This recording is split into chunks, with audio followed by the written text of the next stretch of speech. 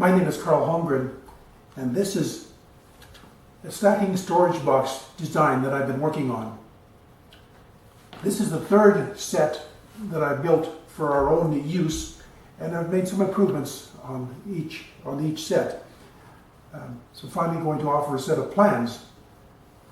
We use these for storing holiday decorations, off-season clothing, LP record collection, 78 RPM record collection, magazine collection, and a lot of other things that we're just not ready to part with, but need a storage space for.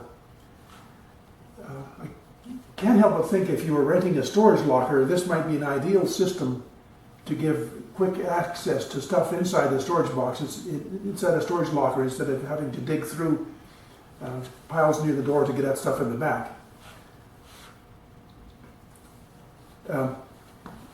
In my working career, I've had 11 major moves, not counting military service.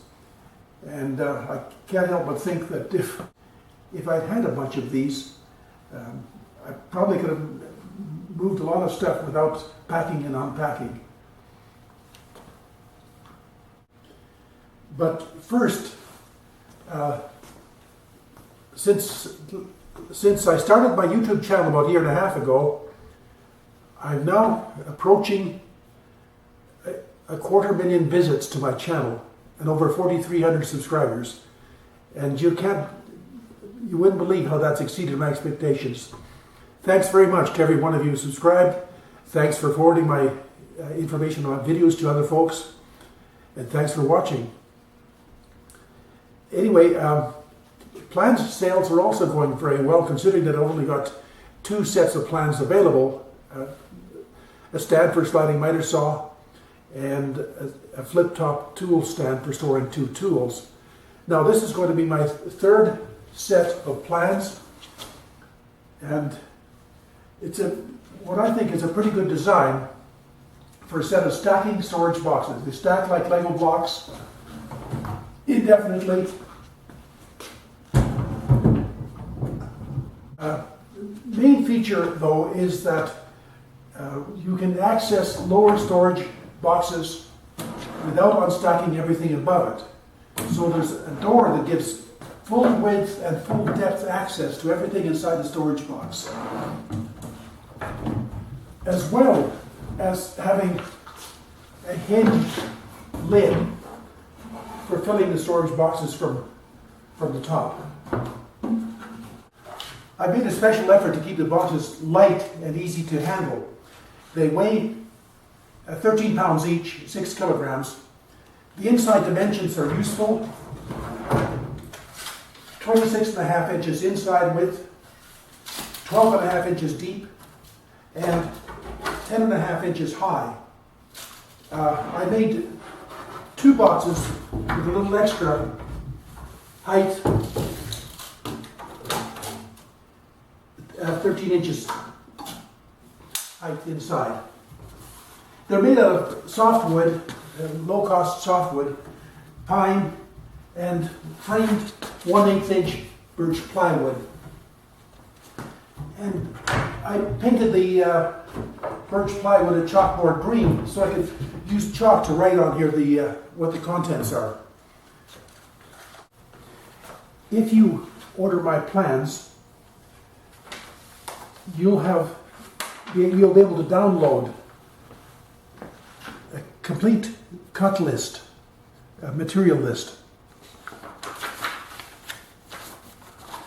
a full set of drawings, 3D drawings. First one, ends, floor and back panel.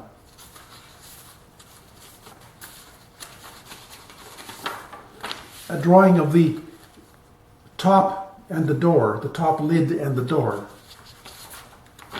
An end detail showing the end panels, the lid and the door detail.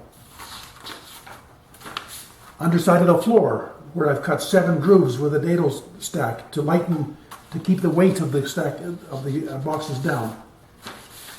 And a 5th drawing of the latch and stop pin detail for the door and the lid.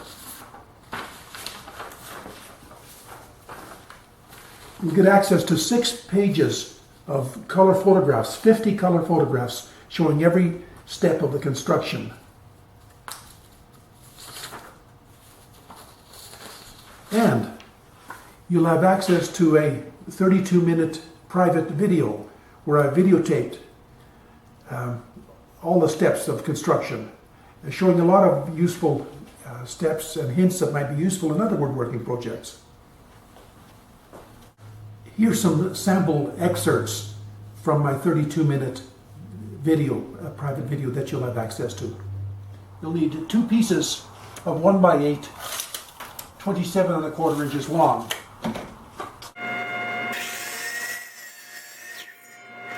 Glue the pieces together, edge to edge, to form the floor of each bin, but first joint the edges that you want to glue.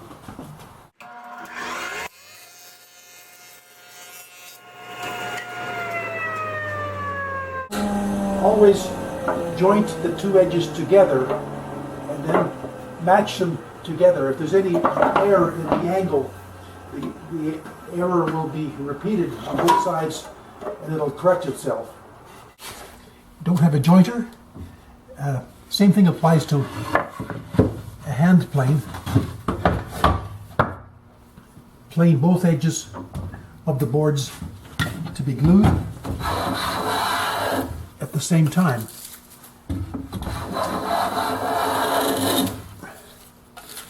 And the angle isn't quite perfect, nothing to worry about. For each storage box, we'll need 4 5.5 by 13-inch pieces cut from 1x6 stock. 2 for each end. And for each storage box, we'll need 2 2.5-inch by 13-inch pieces, 1 for each end, cut from 1x3 stock. Each end is made by gluing up a couple of pieces of 1x6 and a piece of 1x3, 5.5, 2.5, 5.5 inches for a total of 13 inches in width.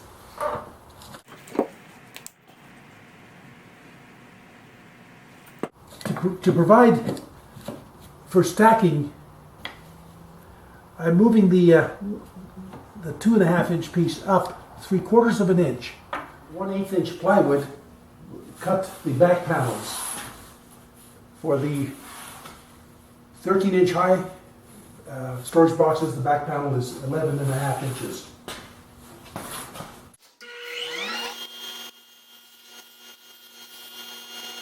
Inch hardwood reinforcing strip, and we're going to glue it to the inside top edge of the back panel.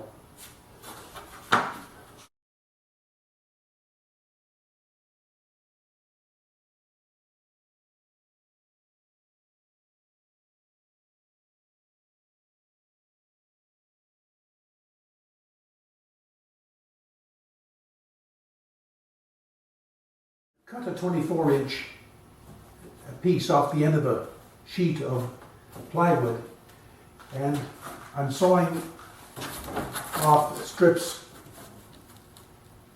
9 inches and 11 inches for the front and the tops of the storage bins. To keep the storage boxes as light as possible and easy to handle, I'm going to make the top and front door out of 1/8 inch plywood, framed with 1 3/4 inch pine. And I'm going to use the bandsaw to rip them, because if I keep the kerf thin, I can get 3 pieces out of a 1x6. Finish cutting all the pieces for the frames, for the lids and the doors. We need to cut a groove on the inside of each piece for the 1/8 inch plywood panels. And we do that by setting the fence so the cut will be approximately centered of the piece, and the blade is set 1/2 inch high.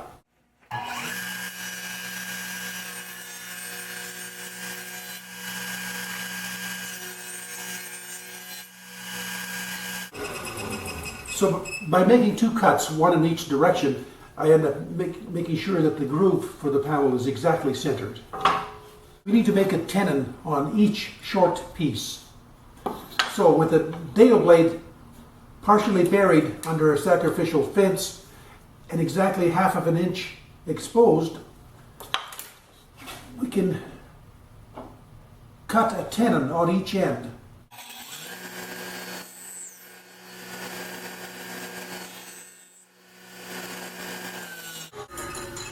Eventually we'll get to the point where the nice storage box. Put the floor down on a couple of bar clamps, reinforcing strip towards the front. Grab a couple of end pieces.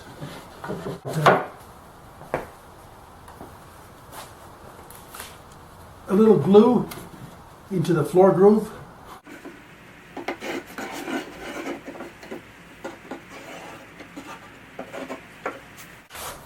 Spread the glue with an acid brush.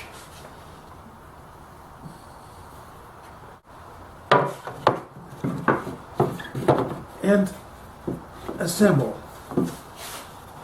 Flush at the back edge.